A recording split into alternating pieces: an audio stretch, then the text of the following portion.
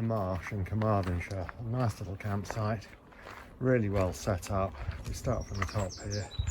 There's a great little honesty shop here where you can get all your fresh meat, chutneys, jams, breads, things like that. Okay, good facilities,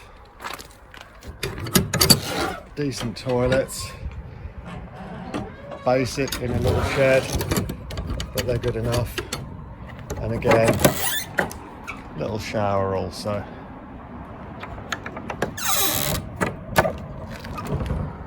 Obviously waste chemicals, washing up area.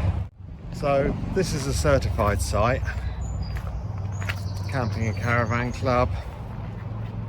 So all the usual restrictions over the number of units, 5 caravans, a few more tents.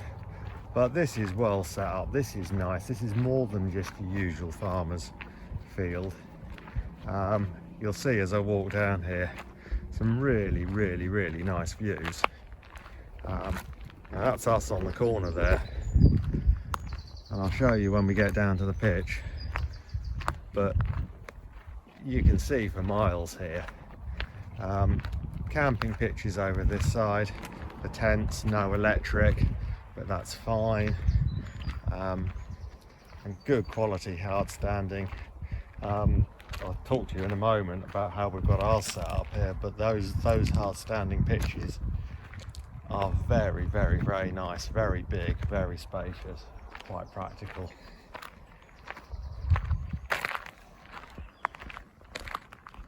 We took the corner pitch, pitch 5, and these are the views. Panoramic view right around there, really good. Each pitch comes with a picnic table, which is really nice touch. We're in 2025 and the pitch costs are £25 for hard standing with electric. Got some camping pitches, tent pitches up there, which are £15 without electric. That price includes up to 2 dogs. It includes your awning as well. Awnings, they do ask you to keep them on the hard standing, so you are going to need a good ground sheet and rock pegs. But just look at the size of that pitch. We have the caravan, a 3/4 awning, all on the pitch and with space to spare. Really good. Owner's put a huge amount of work into this site over the last few years, it seems. He uses it for other parts of his business as well, but they don't get in the way of what we want to get up to as campers. All in all, very impressive. So I mentioned earlier the honesty shop up at the top of the campsite.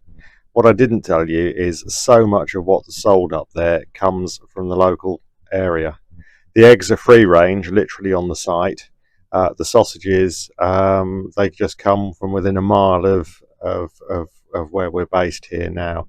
The owner really is pleased to sell you local produce, an awful lot of which, and I'll show you some more at supper time, is literally reared on the campsite.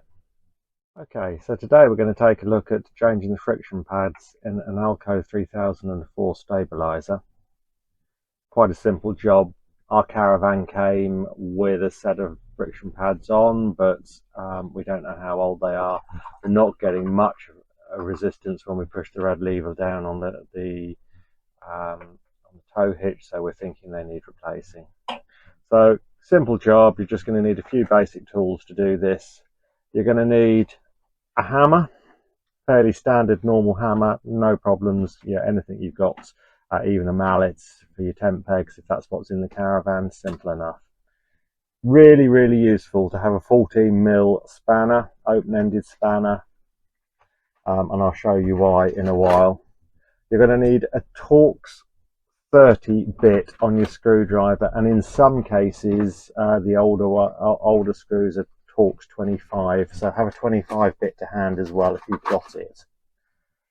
You're going to need a centre punch, or an old tent peg, or anything that you can take a whack on the end with. It's not crucial. Really useful to have a utility knife, craft knife, or even a little small screwdriver, and we'll show you why in a moment. Some brake cleaner to clean up inside the tow hitch fitting, and obviously a cloth as well. You're also going to need the new fittings. These are what we've got. We bought the proper ones, proper Alco approved. Now, these cost us best part of 70 quid. You can get them for about half the price if you go to one of the auction sites. If you've got a slightly older 2004, you're going to need these fittings here. Okay, so first things first, you need to remove this soft dock cover. Very posh name for it, isn't it? Piece of rubber at the front, literally just pulls up and down. I told you earlier that you could recognise the difference between a 2004 and 3004. If you've got a 3004, there will just be one screw hole there. If you've got two, then you've got the 2004, the slightly older model. Right, before I go any further, I'm going to put gloves on, just keep my hands clean, stop them getting marred and knocked, because that tends to be what happens to me. And then we're going to get going. So, firstly, remove everything that's you're going to replace. So there's 4 bits we're going to replace here. Firstly, we're going to take the side stops out. So take your knife, just pop it out like that, and then we'll do exactly the same the other side. Just keep those safe for the minute. You take your centre punch and your hammer, and you'll see just in the centre there, you'll see the inside of the, or the outside of the side friction pads. And you just put your centre punch on top of it and give it a little tap like that. And if you then come in from the outside, there you go. The old one's out just like that. Exactly the same the other side, bit of a punch. In fact, that one wasn't in too tight at all, was it now? So that's come out again. Keep those, just, well, you don't need to keep them, they're the old ones, aren't they? Right, then we're going to take the front friction pad out.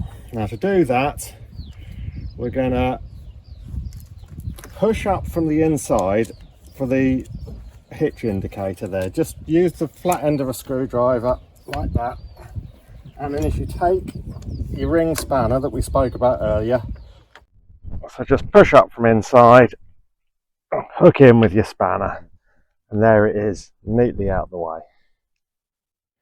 Right, put your 30mm Torx in and just undo the screw at the front. As I say, if you've got the 2004, there'll be 2 screws there, but exactly the same. They come out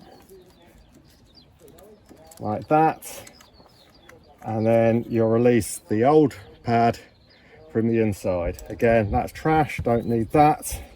Similarly, let's get rid of the screw because we're going to replace the screw for a new one too. Okay, so now we need to go to the back pad, and that's a bit down on your hands and knees and a bit feeling around. Before you try and take the rear pad out, just lock the hitch lever into the upright position like you're going to hitch it up to the car.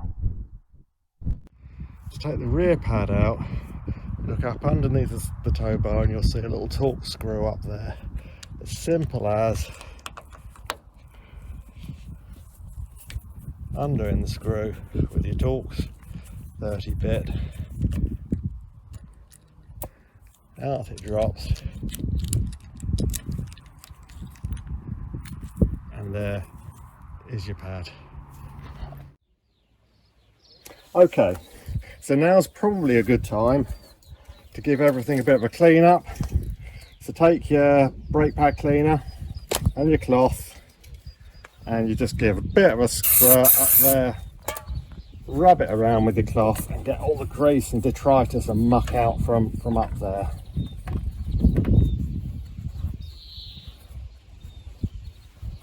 Okay, look, you can see how all muck and rust off the tow bar that is.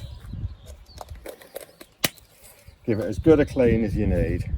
Right, then we fit the new ones back in. So we'll start with the front. You need to feel up inside and get that hole around the fitting for the indicator there, whilst also popping the little lug forward into a receiving hole on the inside there. And it really isn't that difficult, because we've taken the indicator out of the way with that spanner. If you try and do it with the indicator down, it really makes a bit of a meal of it. Take your screw, and as I said earlier, always use the new screws that come with it, and I'll show you especially why in a moment with regard to the back friction pad. And just tighten that Torx up as tight as it'll go. There you go, and that's all in and secure. Take your side pads, and again just push them in from the inside, and you'll just hear them click into place. And then take your covering disc and pop it back on. Exactly the same the other side. There we go, and you hear it click in nice and tightly.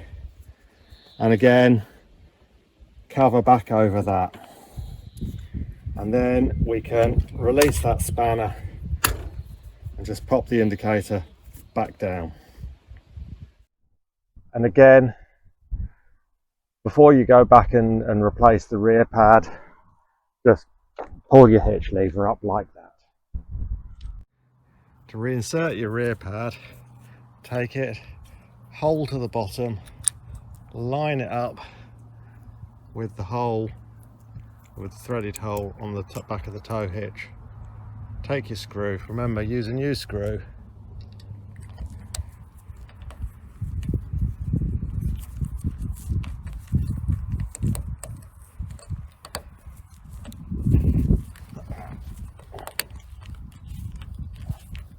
Do it up nice and tight.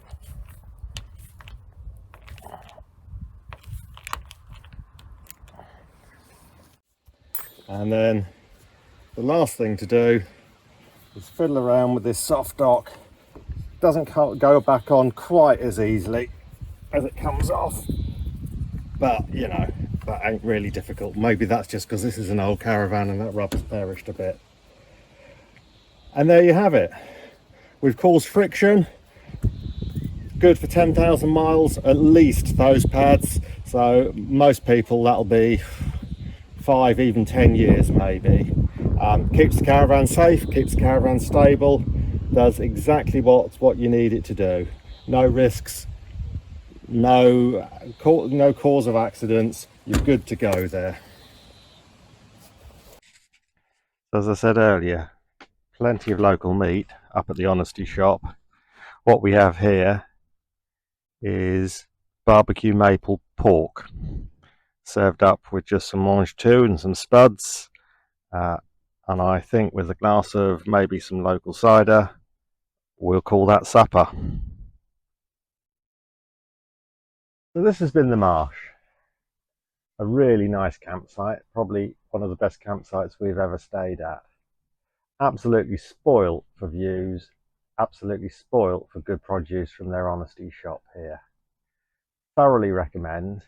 Bit of a drive out to some of the local tourist spots like Tenby, but I can forgive that. It's well worth being out of the way a little bit when you get such good views and such good hospitality from the site owner.